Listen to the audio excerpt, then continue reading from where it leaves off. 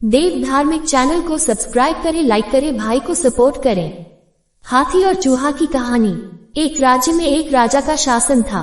हर सप्ताह पूरी शानो शौकत से नगर में उसका जुलूस निकला करता था, जहाँ प्रजा उसके दर्शन किया करती थी। एक दिन एक नन्हा चूहा उसी राजमार्ग के किनारे किनारे कहीं जा रहा था, जहाँ राजा का जुलूस निकलने वाला था।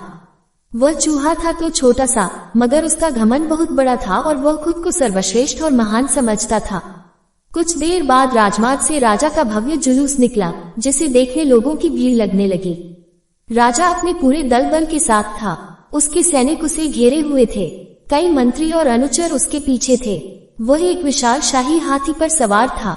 हाथी शाही था, इसलिए उसे भव्यता से सजाया गया था और उसकी शान भी देखते बनते थी। जुलूस में हाथी के साथ एक शाही बिल्ली और एक कुत्ता भी थे।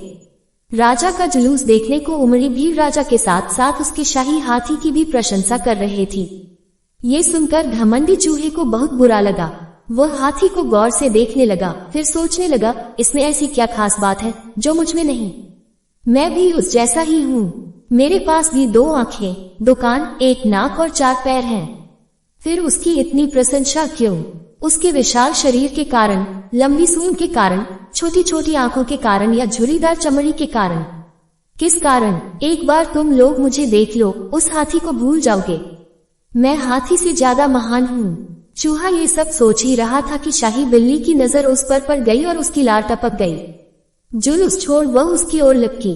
फिर क्या था, चूहा अपनी सारी महानता भूलकर दुम दबाकर भागा। भागते भागते वह हाथी के सामने आ गया।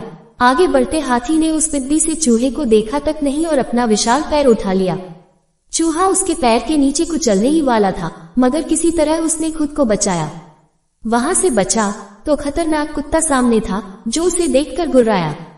चूहा पूरी जान लगाकर वहां से भागा और राजमार्ग के किनारे स्थित एक छेद में घुस गया। उसका सारा घमंड उतर चुका था। उसे समझ आ चुका था कि वह इतना